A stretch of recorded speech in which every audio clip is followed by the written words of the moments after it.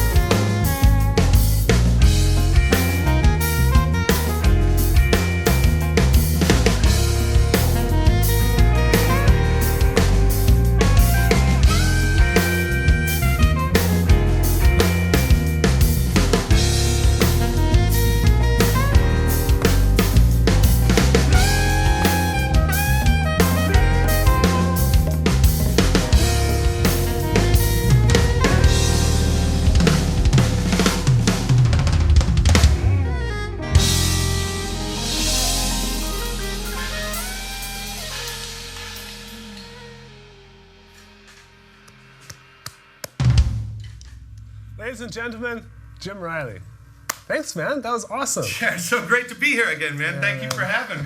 The new studio is amazing, by the way. It's not new to you, but some people may know that I was actually the last person to do a live lesson in the old studio. Yeah. So this is my first time in the new digs. It's fantastic. Yeah, it's a lot different.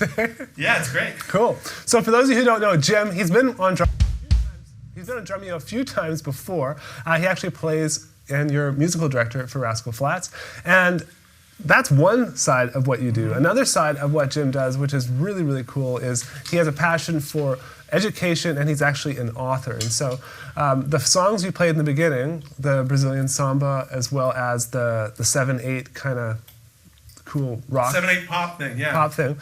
Those are all tracks that are available in his new book, Survival Guide for the Modern Drummer. And to kind of give you guys an idea of what people think of this book, right before the lesson I got an interesting message from someone named Ken Mauser. He says, "No question, just a statement. I bought both Survival Guide and Jim's Song Charting Made Easy, and the books were unreal. So Drumeo's buy the books, the play-alongs are the bomb, and if you can do what is in these books proficiently, you will be ready to gig. Jim is a really great teacher." And so that's kind of a ringing endorsement and something I wanted to say, because you kind of do it all. And you've kind of been in the trenches playing gigs, touring probably hundreds of shows a year. Then you're teaching privately. You have, I think it's a Drum Dojo studio in Nashville. Then you're authoring books, and then you're also doing clinics and stuff like that. Well, that for me, it keeps me, I think I was telling you in the control room earlier, I don't do enough of anything that I hate it. You know, I play enough with Rascal Flatts. I enjoy every night that we do it. I teach just enough that I enjoy it without going, oh gosh, I can't do this anymore. Yeah. You know, I've got a really nice spread portfolio of work, and it makes me very happy. Awesome. Yeah, I had some time to go through the Survival Guide for the Modern Drummer, and it's such a cool book. We're actually listing it for sale on Drumeo, and so we have a few of them in stock right now. If you go to drumeo.com/survival-guide, you can go and pick up your very own copy. Now, let's just get into a little bit of details about the book. Yeah. So this is basically to give people a primer on any style that they can come across on any particular gig. Is that right? Yeah, I mean, well, I think one of the ways that musicians can make themselves more marketable is, you know, by learning styles. The more styles of music that you understand, the more that you know, the more phone calls you can say yes to. If someone says, hey, I've got a country band, can you play country? Yep, got it. I'm doing a session and it's got some metal, it's got some double bass. You know, yeah, of course I got it. I've got this dubstep track. Yep, I know what that is. Yeah. You know, I try to, unlike a lot of the books that had come before where it's like they say, oh, it's a styles book. We're going to do, you know, the styles, you know, jazz, rock, and fusion, and Latin.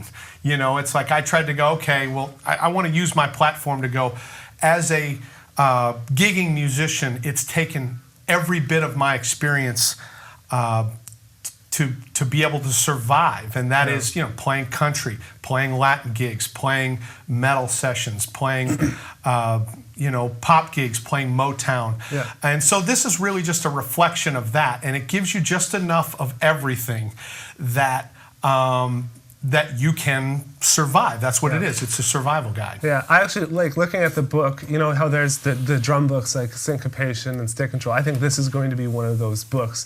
And so when I heard that you were doing it, I'm like, we got to get it in. We gotta get our students on this. There's currently something like 3,000 drummers that are currently using it. And 124 play-along tracks. Yeah, there's 124 play-along tracks. There's 318 grooves/fills in the book. Yeah. And it was funny, when I was doing the art for the book, I wanted it to be able to sit on a rack next to Syncopation and Stick Control and look right. But I know I've been very proud of it. I worked on it for 5 years, but 2 of those years were just working on the music. I worked with over 40 musicians over that 2-year period. Yeah. So like when you hear the Latin stuff, that was real Latin players. I'll give a plug to my buddy Lalo Davila that teaches at MTSU. He worked with me on that track and brought some of his Latin band in to play on that track. Wow. You know, and I tried to do that with everything. bring in the most authentic players. I'm going to play some metal later, and it's, the guitar player on it is a real metal guitar player, Nice. So I try to make it a really authentic experience. And of course, we've got just a short time that we're going to be in here today.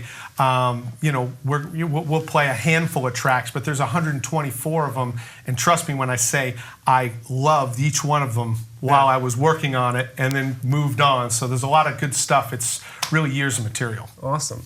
Yeah, so there's going to be a lot of playing today. I think we're going to play 5 tracks from the new book, which is a lot more than we know. 6? I think so. I think it's 5. I don't know. I guess we'll find out. I don't know what we're doing next. So. We're going to play a lot of tracks from the new book, and he's actually going to teach some concepts of the new book. Yeah. We're going to talk about some odd time. We're going to talk about some Naningo, and a few other things. And so definitely stick around for that. Now, to kind of get us into that lesson portion, is it possible we can hear a few more tracks? Yeah, sure. I don't remember what you want me to play. I'm thinking of that you have one that does the train beat. Yeah. Okay. Well, it's funny because I've been very honored to be Modern Drummer over the years, and Drum Magazine this year even has voted me, Country Drummer of the Year, and it's a huge honor. But to me, there's a little chuckle there because I'm like, I'm some kid from Massachusetts. The truth is I never wanted to be a country drummer or a metal drummer or a rock drummer or a jazz drummer. I always wanted to be a working drummer. Right. So I accept the honor overwhelmingly. But I always chuckle that, it's like, well, country drummer, I mean, I've made my living trying to be an everything kind of working drummer. However, I've really had to, dig into the country thing. And I will tell you that as I dug into it, even as a college-educated musician, what I found when I was planning on moving to Nashville was that the level of sophistication of these players was just off the charts. And so I gained a real appreciation for the level of musicianship. Now, what I'm going to play for you here is a train beat. Now, there's a variety of styles of a train beat. I'm going to play a little bit here. You can play this hand-to-hand train beat. You can play a faster doubles left and right.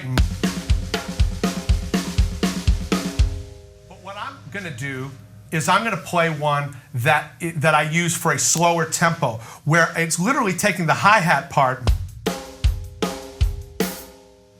moving it onto the snare drum, and you'll hear that flam. That's kind of a key to that fat thing. Now, the other thing you're going to hear in this track is the fact that I'm playing half time and double time simultaneously. You're going to.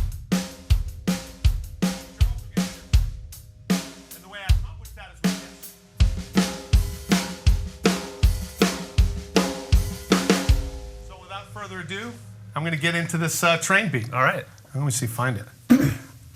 Hit the right button, or all heck will break loose. Ready? Yeah. 1, 2, 1, 2, 3.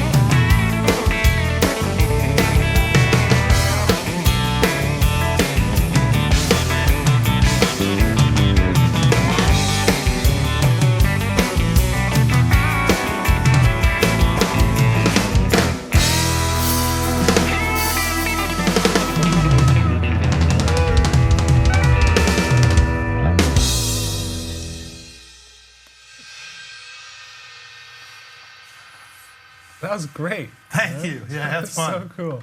So you're gonna play another one? I am. I'm looking for it. And there it is. Okay. There it is. So the next track you're gonna play, just tell us a little bit about it before we go. Yeah, this is, and we'll talk about it a little bit more after, but this is a 12/8. It's a Naningo track. Okay. Naningo is of an African descent. The coolest thing about Naningo is you have 4 groups of 3. You also have 3 groups of 4. That's kind of the cool thing about 12/8 is that you're able to kind of go back and forth between the two. Yeah. So I'll play along. I'll play around with a little bit of that concept as we play this track. All right. And right after he's done playing the track, just so you know, we're going to get into some of the lesson stuff. Yeah. There. So we're going to talk about playing the 7/8. We're going to talk about that train beat, dive into a lot of that a little bit more, and then Yeah, also I've got more for that for sure. Yeah, we're going to talk about the Naningo as well. So cool. Cool. All Let's right. do it. 1, 2, 1, 2, 3, 4.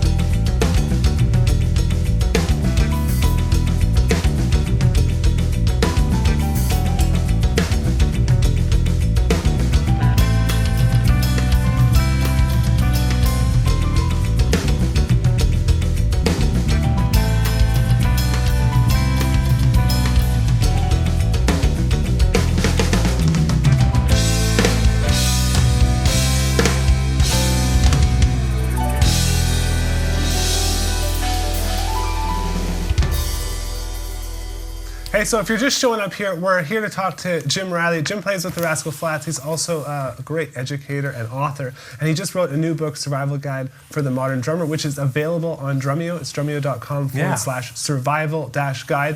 And one thing we're going to do today, obviously you've heard some music. All that music is included in the book. There's 124 play-along tracks.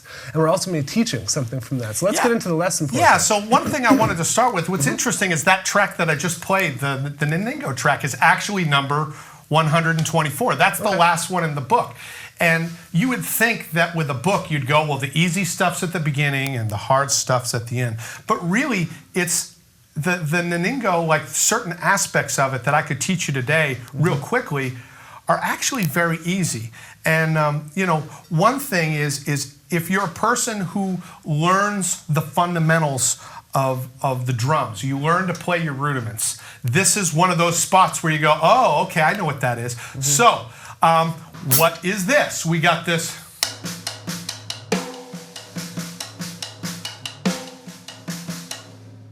What is it out there? Double paradiddle, right? So you take that double paradiddle and you put an accent at the beginning of each grouping.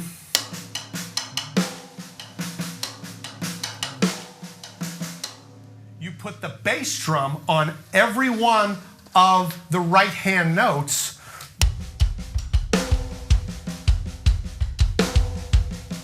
And you have one of the three variations that I was doing. So I was going.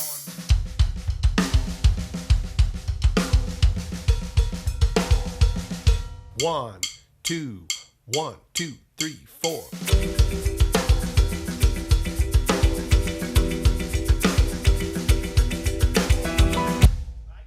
So that's a very easy, teachable thing. So like as you play this back, like maybe you go back and watch this on YouTube, try to just sit there and go play a double paradiddle through the whole thing. And then you go, okay, now I'm going to add the bass drum. Yeah. And it's amazing. You go, well, that's the last track in the book. And it's really not that hard. I didn't aim to make the book difficult. I aimed to make the book useful. Now, admittedly, we are playing some interesting, ear-catching tracks today. There's also a lot of very simple sounding stuff. Not bad sounding, it's just very simple for the average person to play. Okay. You know, I could, let's see here. 10 seconds of an easy track here. 1, 2, 3, 4.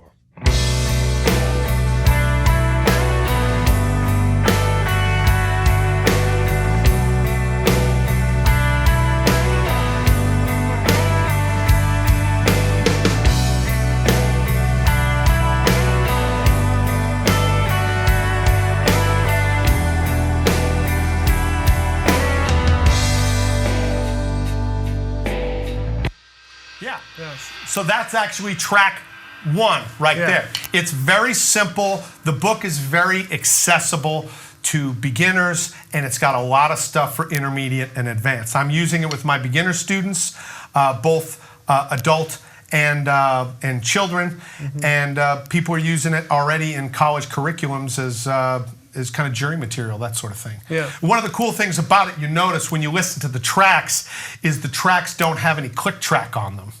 They're all just 1, 2, laden with percussion. So you listen.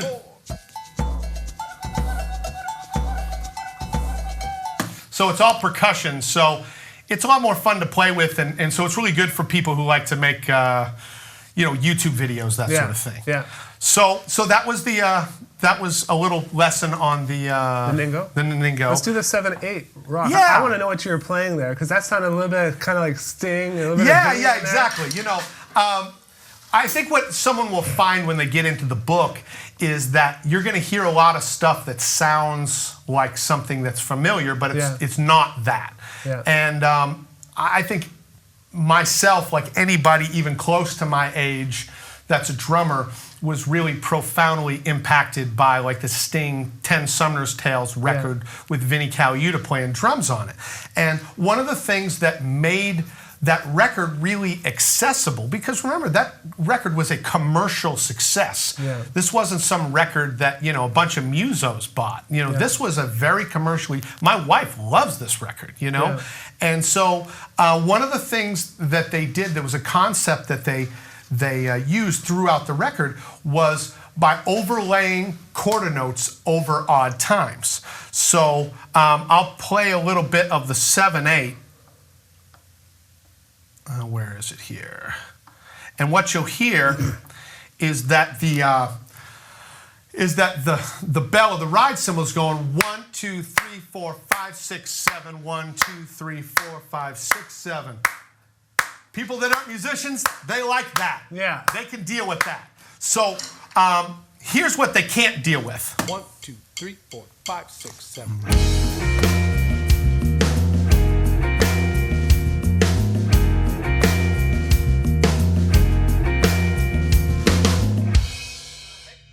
That it accentuates the odd time aspect of it. Yeah. So it kind of makes it inaccessible for most musicians. So what they did was they laid that 1, 2, 3, 4, 5, 6, 7, 1, 2, 3, 4, 5, 6, 7. And so, I want you to represent the audience and clap along with that part as I play this right here. 1, 2, 3, 4, 5, 6, 7.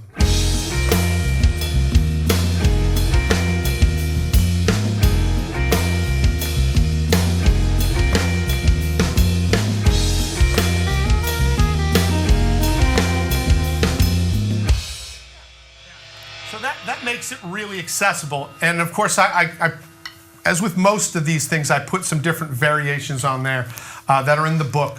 Like we said, there's 318 grooves, so I was able to get into a lot of different variations, whether it be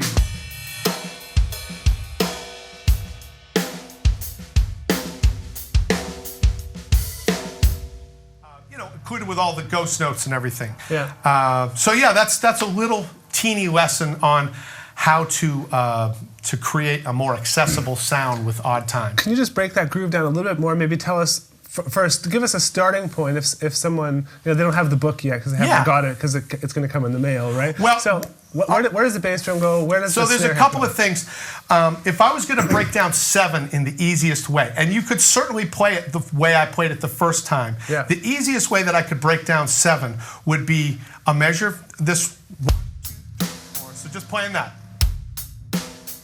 And the second part is, so I'm going 1, 2, 3, 4. 1, 2, 3, 4. And if I go 1, 2, 3, 4, which is also a variation that's in the book. So, so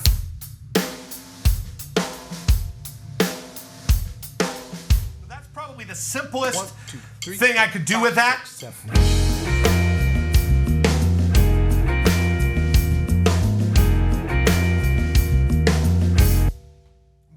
What I do with this other groove is this.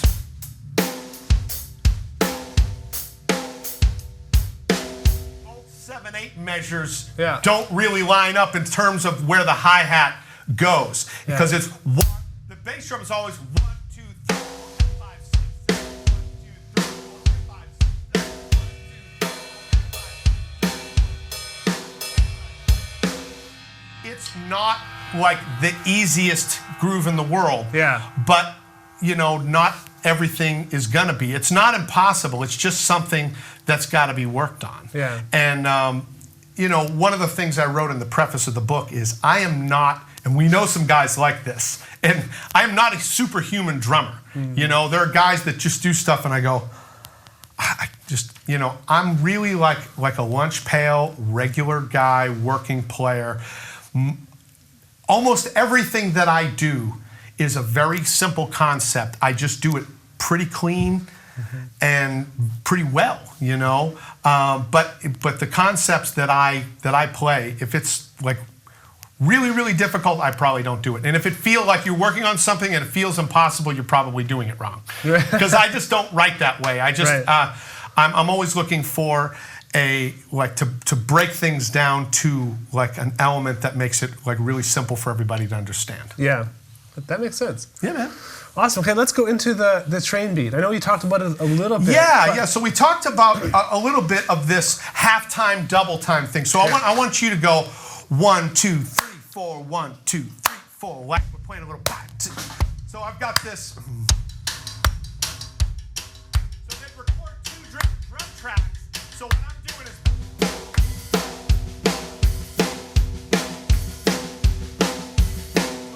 Slower, that's. Yeah, you can see the feet. Show them the feet there so they can see that. And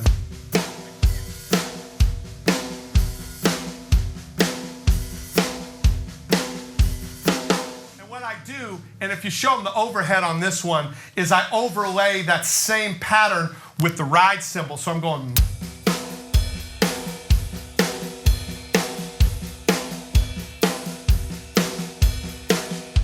Playing the whole train beat.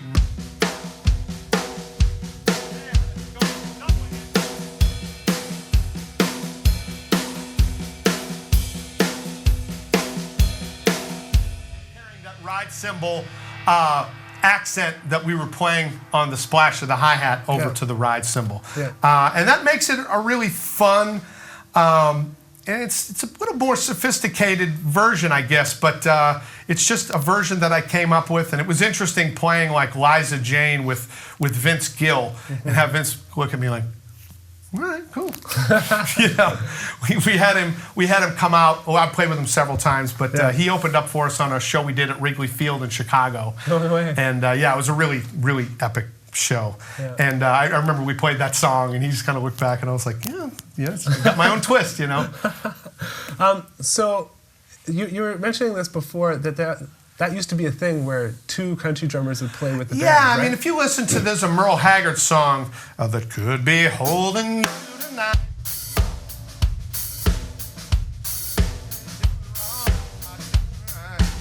This, I think I'll sit here and drink. Well, when you get to the second verse, it's got.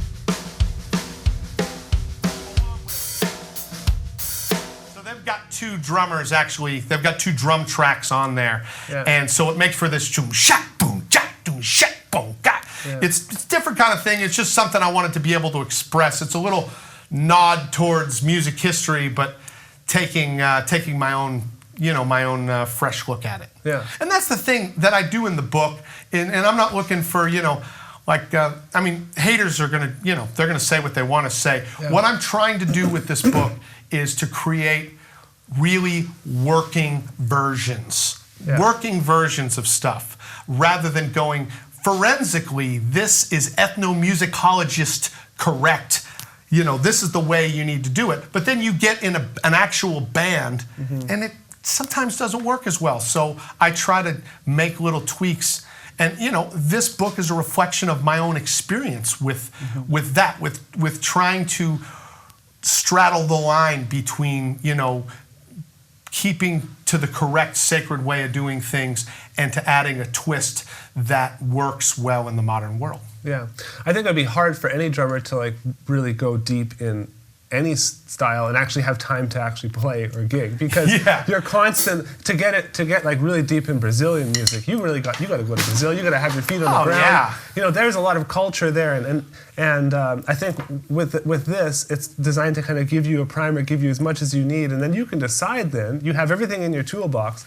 You can decide if you want to go further. Absolutely. As educators, we have the utmost respect, and we meet guys and girls all the time that are so incredible at some certain specialization. Yeah.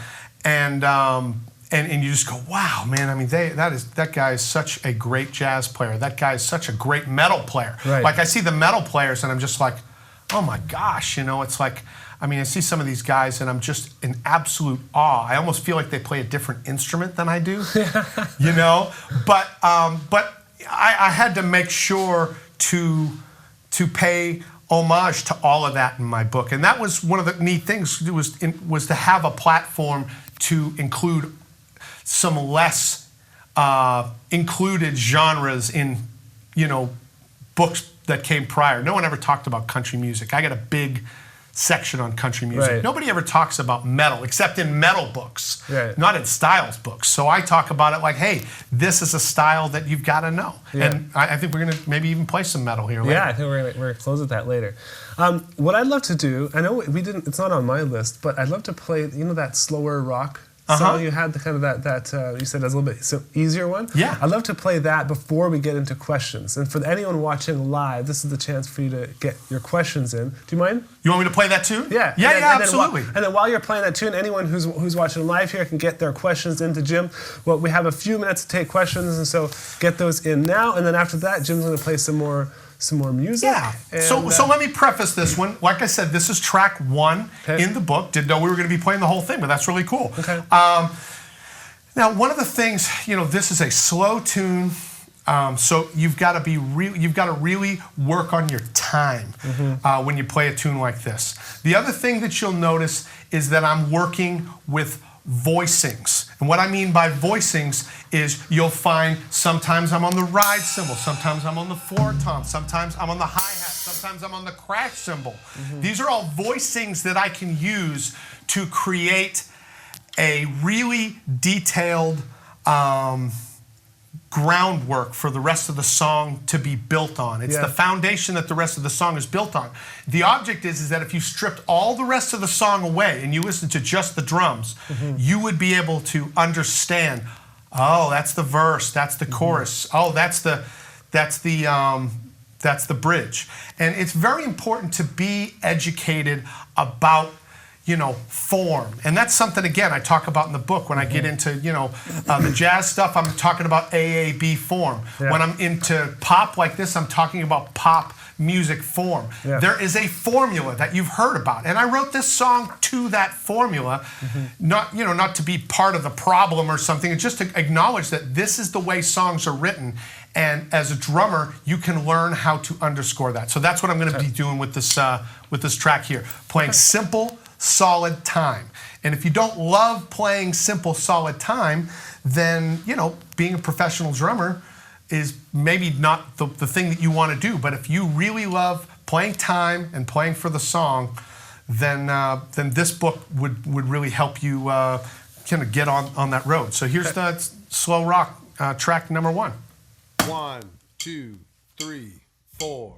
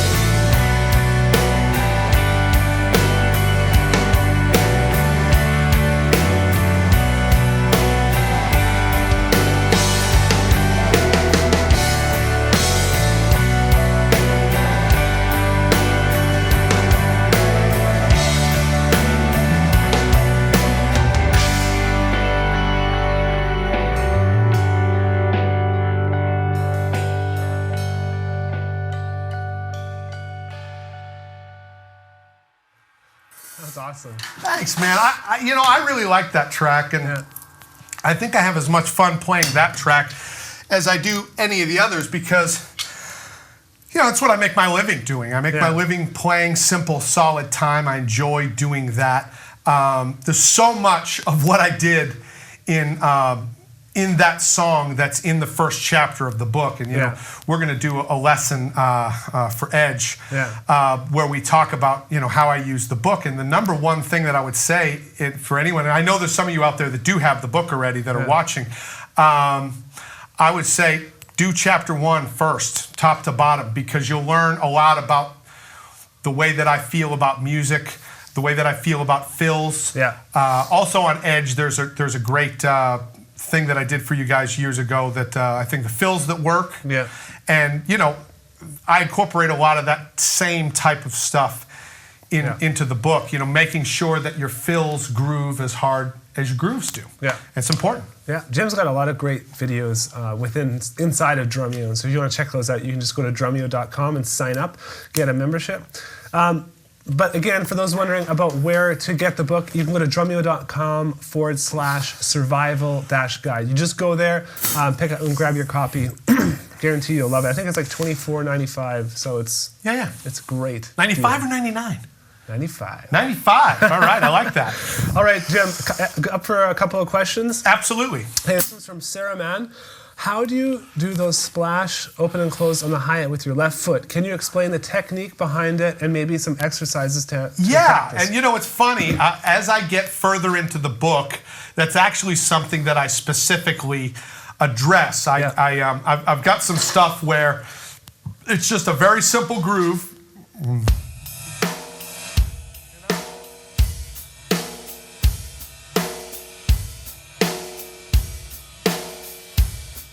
About the physical nature of what I'm doing. I'm, as you can see, I'm a heel up player. I know everyone's going to notice I've got a rip right here. I'm just going to talk about that. There's a rip in my shoe right there. Do you see that? I see it. Yeah, I thought about that rip before I came here, and I went, well, maybe it won't. Oh, it's a big deal. We should put some gaff tape on it. Maybe so. I don't know. So looking at my left foot, you can see the splash where I'm. So I'm heel up, and then I'm literally taking my heel, my toe off, and I'm kicking at the base of the hi-hat stand. And so you can see I'm going back and forth.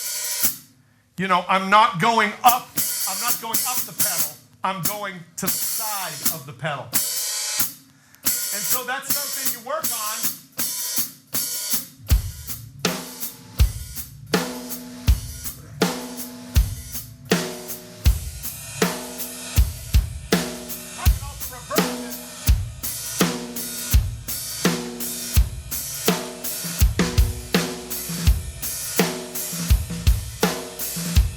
Something that I've worked on over the years, and I've found a lot of really good uses for it. It's just another texture, and like I said, it's that did not fall through the cracks in the book. It's something that I specifically talk about in the Funk and Fusion, where I start talking about ostinatos, and that's one of the ostinatos I get into. And it was a late edition. I was like, what, I really gotta address that. That's cool. And I'm glad I did. Awesome. Do you have all the tracks preloaded into here? No, I don't. Someone, John MC was asking, I guess he has the books, he was wondering if you could play through track 75, because he just loves that track in the book. I don't know which one it is. Well, we'll look just in the book. It's on the book and see which track 75 page 52, he says. No, I do not have all of them in here. I've got about 7 or 8 of them. So I guess it's a funk one, probably a linear. Oh, yeah. So... Which number? It's on page 52 of the book. Track 75. 75. Oh, yeah. 75 starts to get into an area. There's a lot in this particular chapter. Whereas most of the music is every tune is actually an original. There's over 100 original tunes in here. But where I start to double up is at 75. There's some spots where I'm playing I make a different track by keeping the top the same and changing the bass. And it's amazing how well that it worked. But no, I know which one he's talking about. It's got fiddle on it.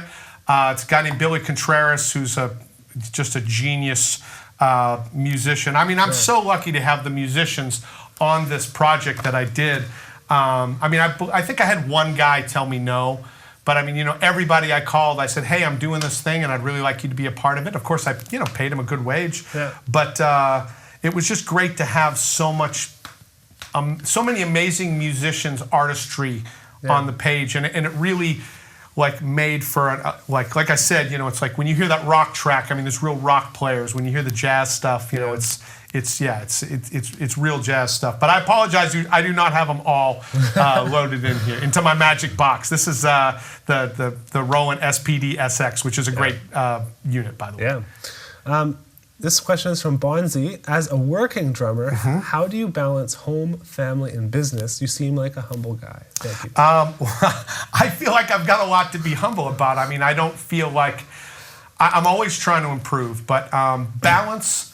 When you get to the point that I'm at, balance is the hardest thing. You know, a lot of people don't really understand what it is that I do with Rascal Flatts. I mean, we're out there, we're only really playing about maybe 70 dates a year. You know, so we're basically doing weekends about five or 6 months out of the year. It's an amazing gig. And I say, you know, it's like I'm a weekend warrior, but I mean, I played to 20,000 and 15,000 people on Friday and Saturday night, and then I came home Sunday, and it was Father's Day, and so I'm hanging with my family for 3 hours before they drive me to the airport to come to Vancouver. I've got a really understanding family. I mean, my wife, Jamie, you know, she's a singer. And an interesting thing, her father was actually worked in the oil industry down in Louisiana, so he'd be gone for 2 weeks on an oil rig.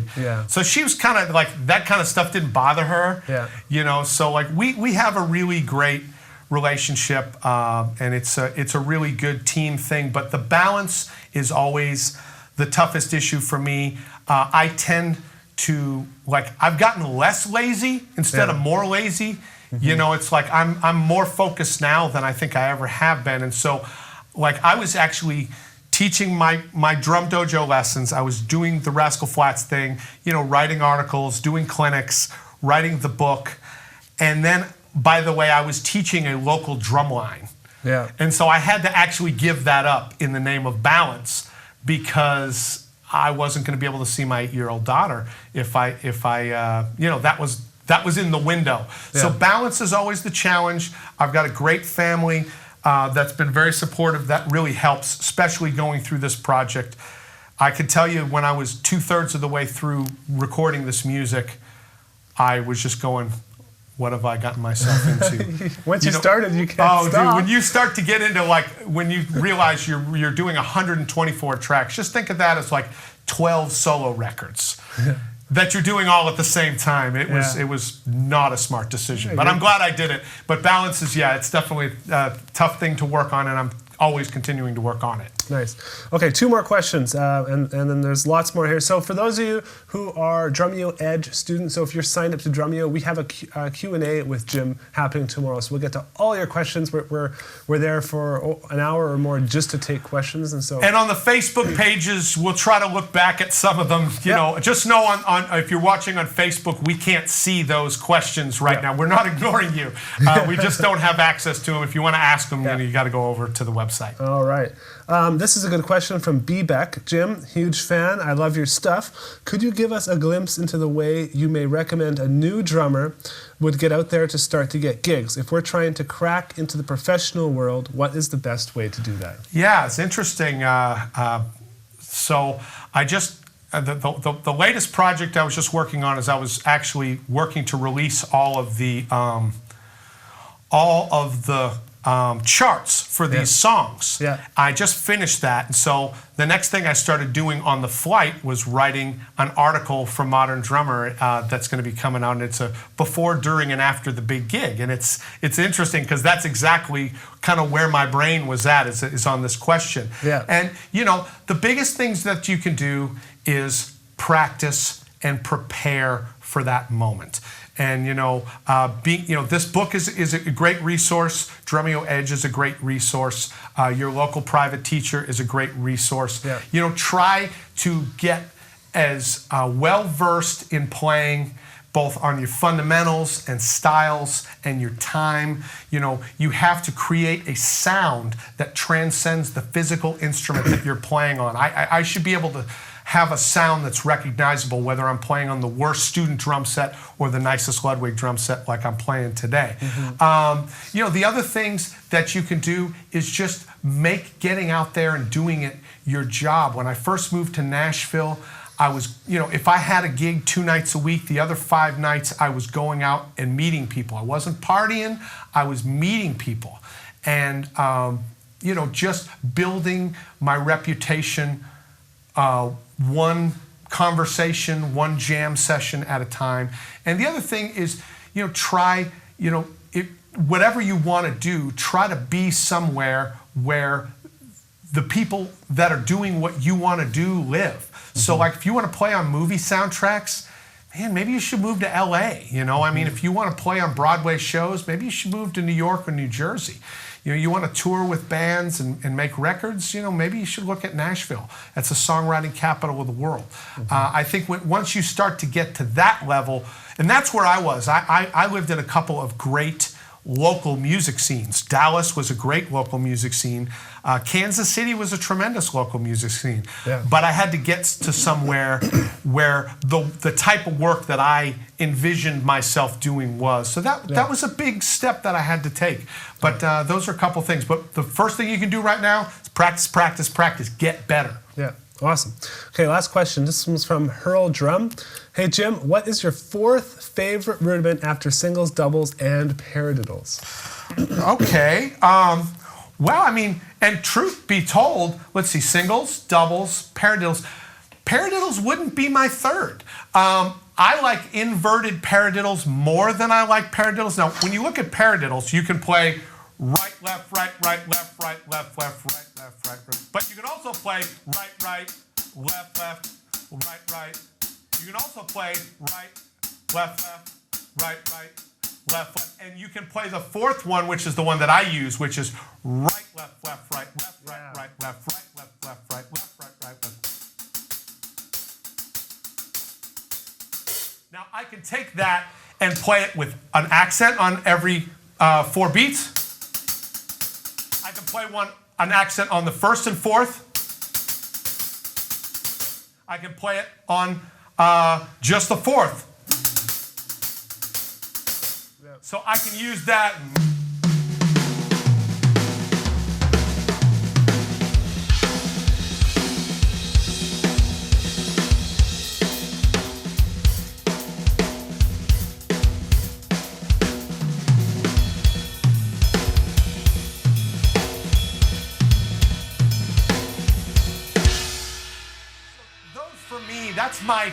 That's probably my 3rd favorite.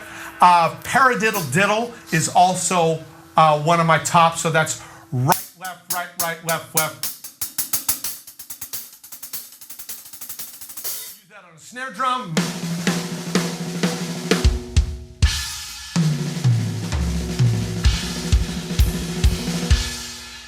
But you can also use it in a groove. This groove's actually in the book.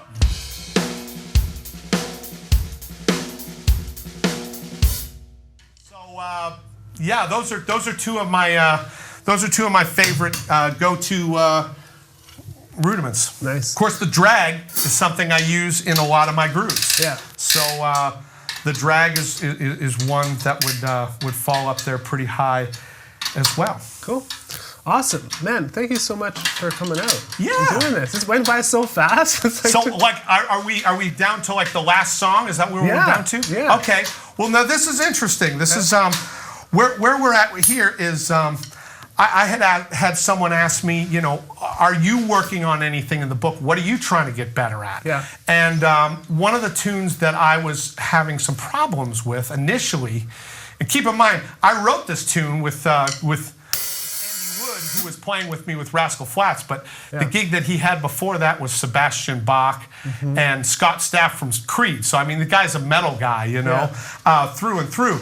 So we wrote this track together, and a lot of times when I'm writing the tracks, I know what the drum part's going to be, but I don't really work out the specifics. And I got to this track and I went, man, I'm having a hard time.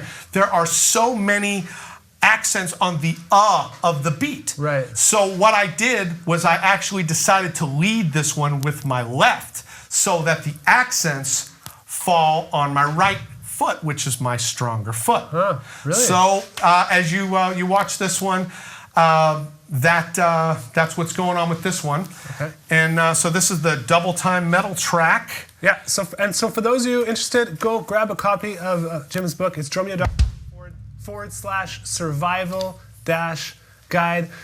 Go grab a copy. We have a few in our warehouse right now. Love for you to check it out. And I'm going to be going through some of the tracks here. So thanks so much again, Thank you. man. It's been a pleasure working with you. Yeah, man, absolutely. It's always a pleasure to come up here. You know, Drumeo always treats me fantastic, and you know, you guys run an impressive organization here, and I love your new digs, man. Awesome. All right, give her. All right, here we go.